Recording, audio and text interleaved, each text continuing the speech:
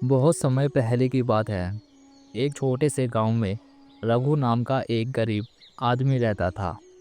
वह बहुत ही ईमानदार और मेहनती था, लेकिन उसकी किस्मत उसका साथ नहीं देती थी। रघु दिन रात मेहनत करता, लेकिन उसे अपने परिवार के लिए दो वक्त की रोटी जुटाने में भी मुश्किल होती थी।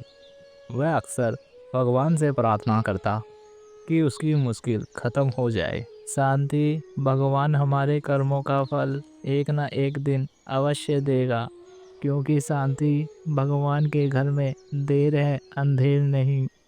बस हमको शांति सब्र करना है और अपना काम मेहनत और लगन से करना है। बाकी सब तो प्रभु के हाथ में है। रघु की बात सुनकर तभी रघु की पत्नी रघु से बोलती है, बात तो आपकी बिल्कुल सही है, लेकिन हम कब तक ऐसे ही गरीबी में रहेंगे। मेरे पास एक सुझाव है, अगर आपको सही लगेगा तभी करना।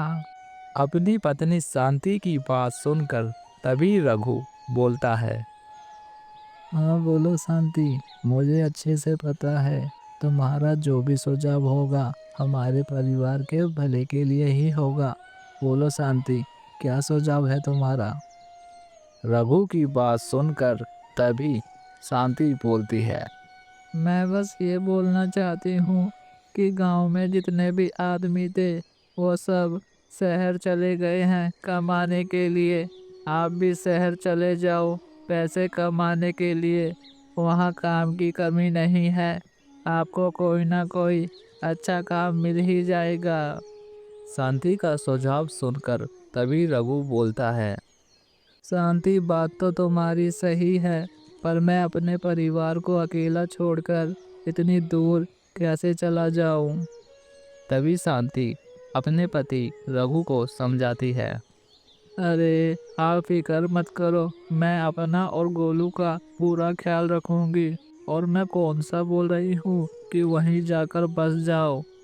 कुछ पैसे कमा लोगे तो वापस आ जाना। हम यहीं गांव में अपनी कोई दुकान खोल देंगे, लेकिन दुकान खोलने से पहले आपको शहर जाकर पैसे कमाने होंगे। शांति की बात सुनकर रघु बहुत खुश होता है। तभी रघु बोलता है, हाँ ये ठीक रहेगा, मैं शहर चला जाता हूँ, कुछ महीनों तक काम करूँगा और जब मेरे पास पैसे इकट्ठा हो जाए तो मैं गांव वापस लौट आऊँगा और कुछ पैसे खर्चे के लिए मैं डाकघर से भिजवाता रहूँगा तुम्हें। और जब मैं शहर में काम कर कर ढेर सारे पैसे इकट्ठे कर लूँगा तो हम गांव में ही एक दुकान खोल देंगे अपनी किराना की। ये सही रहेगा शांति, एकदम सही सुझाव दिया है तुमने मुझको। तो शांति, मैंने तो सोच लिया, मैं अब शहर जाऊँगा और ढेर सारे पैसे कमा कर ही वापस आऊँगा। ठीक है शांति, मैं अभी निकलता हूँ। ठीक है, अपना ख्याल रखना तुम।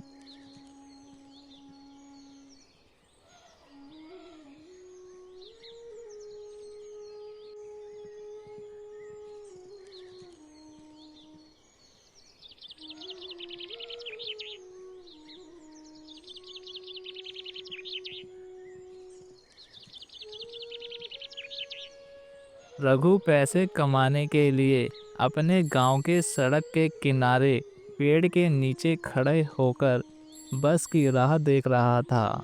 तभी एक पप्पी अपने मुंह में बोतल दबाकर जा ही रहा था।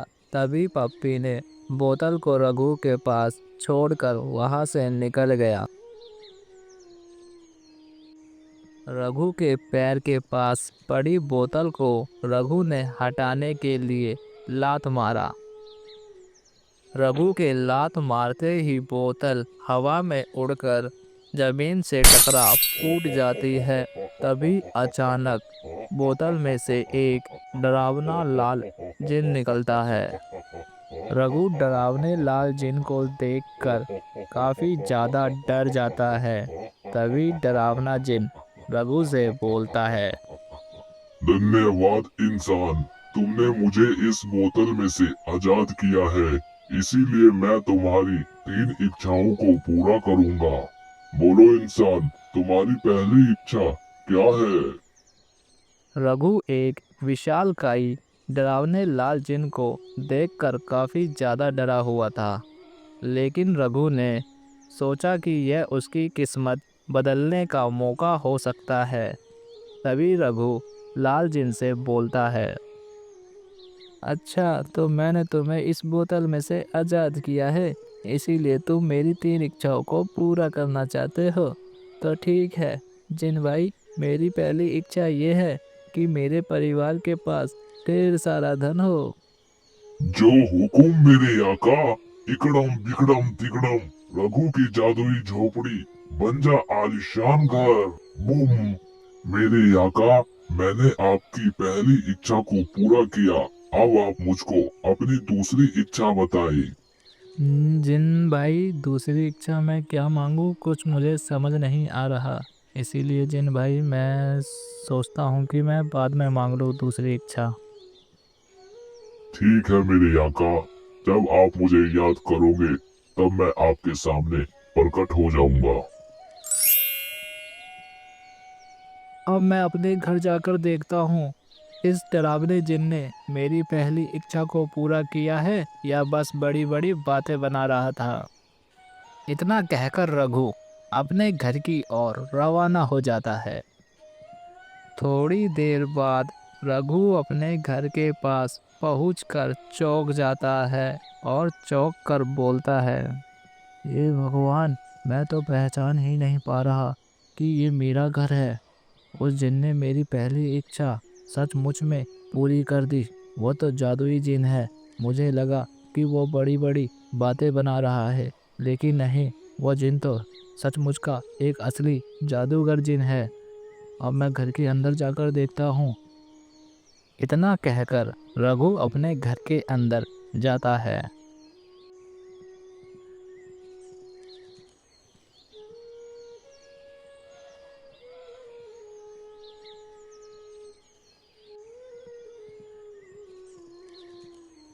शांति, ओ शांति, कहाँ हो तुम? शांति, शांति, कहाँ हो तुम?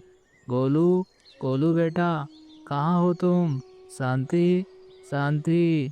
रघु की आवाज़ सुनकर तभी शांति अपने कमरे से निकल रघु के पास आती है।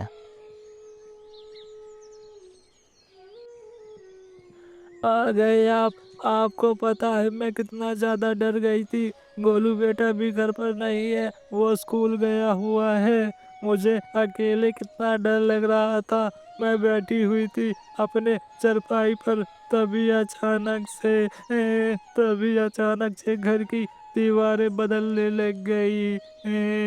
तभी अचानक से सोफा आ गया, गुलदस्ता आ गया। घर में देखो कितनी चमक हो गई। ये कैसा करिश्मा है भगवान का। रघु शांति को चिंता में देख तभी रघु अपनी पत्नी शांति को सारी बातें समझाता है। शांति, ये सब एक जिन का चमत्कार है। दरअसल शांति, मैं बस पकड़ने के लिए सड़क के किनारे खड़ा ही था कि तभी अचानक मेरे साथ कुछ ऐसा हुआ। रघु अपनी पत्नी शांति को सारी दुर्घटना के बारे में बता देता है। शांति और रघु दोनों की खुशी का ठिकाना नहीं था। तभी शांति रघु से बोलती है, अब हमारी गरीबी खत्म हो गई। अब हमें किसी चीज की कोई दिक्कत नहीं है। अब हम आराम से रह सकते हैं और आपको भी अब शहर जाने की कोई ज़रूरत नहीं है। अब चलो जल्दी से बाजार जाओ और बाजार से गोभी लेकर आओ। आज मैं पकौड़ियाँ बनाऊंगी। बुड्ढे, कर्जा दे के पैसे भरने भी होते हैं। जब तेरी औकात नहीं थी कर्जा लेने की, तो तूने कर्जा क्यों लिया? अब कहाँ मार तू मेरे से।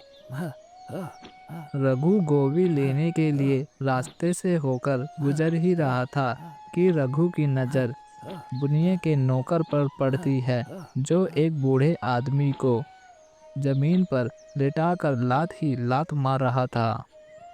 रघु से बूढ़े की ऐसी हालत देखी नहीं जा रही थी।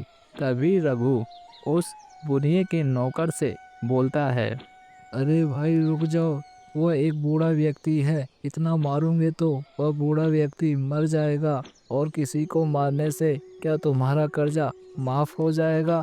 रुक जाओ भाई, मैं कहता हूँ, रुक जाओ। रघु की बात सुनकर बुनिया के नौकर को गुस्सा आ जाता है। अच्छा, तू तो रघु है ना, जिसका घर एक आलीशान बंगला बन गया। तू तो अमीर बन गया, लेकिन लेकिन मेरा व्यापार तो ऐसे ही चलता है। मैं मारूंगा नहीं तो मैं कमाऊंगा कैसे? चल दफा हो जा, नहीं तो तुझे भी बुढ़े के साथ ही मारूंगा, जमीन पे लिटा लिटा कर। चल दफा हो जा।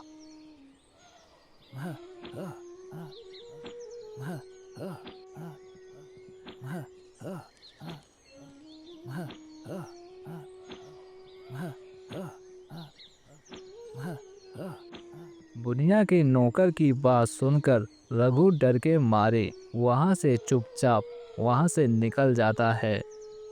लेकिन रघु के मन में गुस्सा आग की तरह उबल रहा था, क्योंकि बुढ़िए का नौकर उस बूढ़े व्यक्ति को बहुत ही बुरी तरह से पीट रहा था रघु के आंखों के सामने। पर रघु उस बूढ़े काका की बिल्कुल भी मदद नहीं कर पाया, क्योंकि रघु बहुत ही कमजोर था। यही चिंता रघु को अंदर ही अंदर खाए जा रही थी। रघु अपने थैले में गोभी लेकर जा ही रहा था कि तभी रघु रास्ते में ही रुक जाता है और रुककर विचार करता है। अरे हाँ, मैं तो भूल ही गया था। जादुई लाल जिन ने बोला था कि मैं तुम्हारी 3 इच्छाओं को पूरा करूँगा। मेरे पास अभी 2 इच्छा बची हुई है। हे जिन, कहाँ हो तुम? मुझे अपनी दूसरी इच्छा को मांगना है। कहाँ हो जिन तुम? रघु के इतना बोलते ही तभी जादुई लाल जिन रघु के सामने प्रकट होता है। जो हुकुम मेरे आका, बोलो आपकी दूसरी इच्छा क्या है? तभी रघु जिन से अपनी दूसरी इच्छा बताता है। जिन भैया, आपने मुझे पहली इच्छा से दौलत तो दे दी, पर मेरे अब दुश्मन बढ़ते जा रहे हैं। मुझे कभी भी कोई भी मार सकता है, इसीलिए मुझको अब बलवान बनना है। मुझे शक्तिशाली बनना है। इसीलिए जिन भैया, मेरी दूसरी इच्छा यही है कि आप मुझको बलवान बना दो, ताकि मुझको कोई भी मार ना सके। जादुई लाल जिन रघु की दूसरी इच्छा सुन रघु की इच्छा को पूरी करता है। जो हुकुम मेरे आका, इकड़म बिकड़म तिकड़म, रघु बन जा एकदम पहलवान, रघु को ना मार सके कोई भी इंसान। तुम जिन भैया, मुझे तो कोई भी फर्क नहीं दिख रहा, वैसा का वैसा ही शरीर है मेरा। मेरे आका, आप एकदम बलवान बन चुके हो। अब आपको कोई भी मार नहीं सकता। आपका शरीर ऐसा का ऐसा ही रहेगा, लेकिन आपके अंदर एक हाथी जैसी ताकत है। अब मुझे अपनी तीसरी इच्छा बताओ मेरे आका। मैं तीसरी इच्छा को पूरा करके फिर मैं आजाद हो जाऊंगा हमेशा के लिए। जिन भैया, फिलहाल मुझे कुछ समझ नहीं आ रहा कि मैं अब तीसरी इच्छा क्या मांगूं। इसीलिए जिन भैया, अभी तो नहीं, लेकिन बाद में जरूर मांगूंगा। मैं आपको याद करूंगा, आप आ जाना। ठीक है मेरे आका, आपकी जैसी मर्जी। अब मैं चलता हूँ। जादुई जिन रघु की दूसरी इच्छा को पूरी कर देता है और रघु अपना बदला लेने के लिए वहां से निकल जाता है।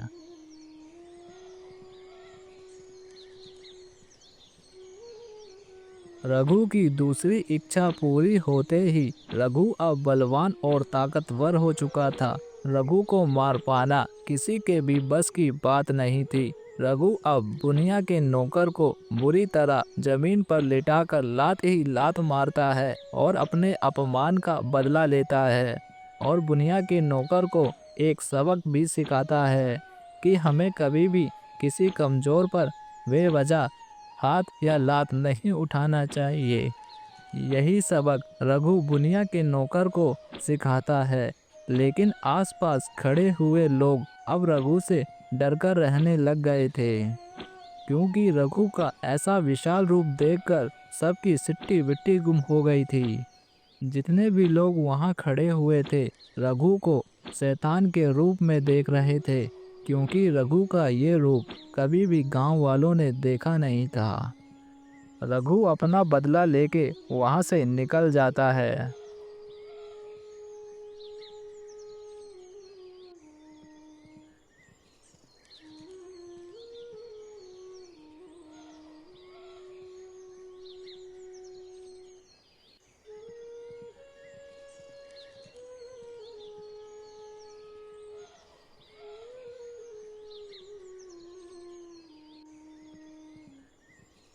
लो शांति, मैं गोभी ले आया, जाओ, पकौड़ी खाने का मन था ना तुम्हारा, पकौड़ी खाओ और गोलू को भी खिला देना, गोलू भी स्कूल से आता ही होगा। हाँ, गोलू भी आता ही होगा, लेकिन मैं आपको खिला देती हूँ बनाकर, आप यहीं पर बैठो, मैं अभी किचन में जाके पकौड़ी बना के लाती हूँ गर्मा गर्म। शांति की बात सुन तभी रघु अकड़ में बोलता है, नहीं शांति, तुम खाओ पकौड़ी वकौड़ी, पकौड़ी कौन खाता है, तुम खाओ और अपने गोलू को भी खिलाओ, मैं बाहर जा रहा हूँ, मैं कुछ और खा लूँगा बाहर से ही। शांति को अपने पति रघु की ये बात सुनकर बहुत बुरा लगता है। शांति समझ चुकी थी कि रघु अब पूरी तरह से बदल चुका है। रघु अपनी अकड़ में काफी ज्यादा घमंडी हो चुका था। रघु अब अपने परिवार को भी नहीं कुछ समझता था और अपने घर से निकल जाता है बाहर कुछ खाने के लिए।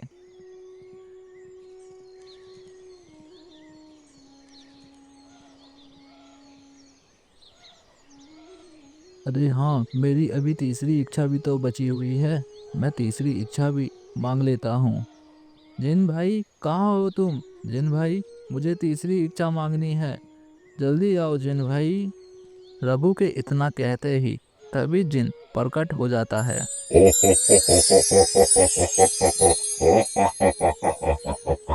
बोलो मेरे आका, तुम्हारी तीसरी और आखिरी इच्छा क्या है? सोच और समझ कर बोलना मेरे आका। तभी रघु कुछ देर सोच और विचार करता है और कुछ सोचकर तभी जिन से बोलता है, जिन भाई, पहली इच्छा से तो मैंने अपनी गरीबी हटा दी और दूसरी इच्छा से मैं बलवान बन गया, पूरे गांव में मुझे कोई भी हरा नहीं सकता, इतना शक्तिशाली हूँ मैं। लेकिन जिन भाई, मेरी अभी तीसरी इच्छा बची हुई है, इसीलिए मैंने काफ़ी सोच और विचार कर कर ही तीसरी इच्छा मांगने जा रहा हूँ। मेरी तीसरी इच्छा यह है कि मैं हमेशा खुश रहूँ, मैं कभी भी दुखी ना रहूँ।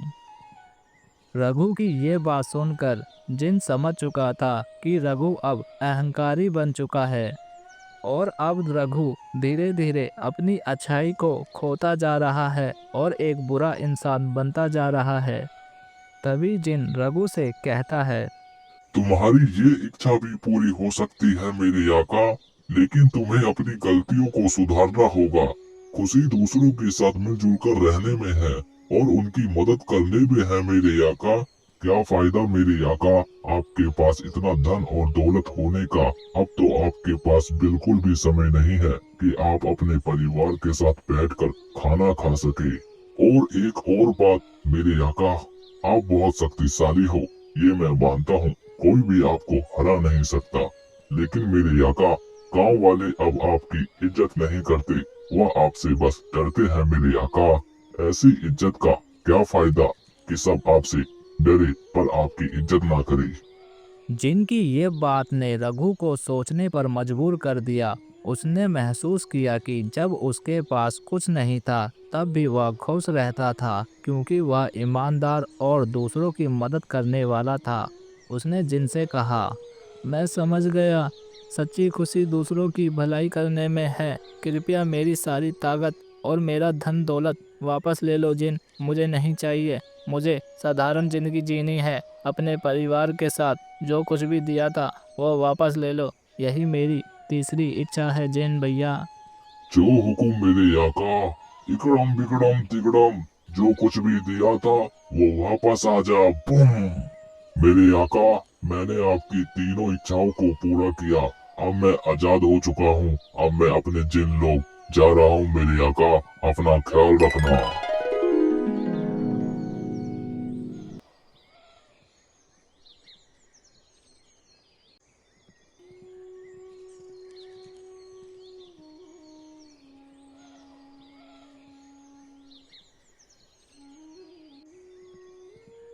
कितना प्यारा घर है मेरा, मैं तो अपनी खुशियों को बर्बाद ही करने वाला था।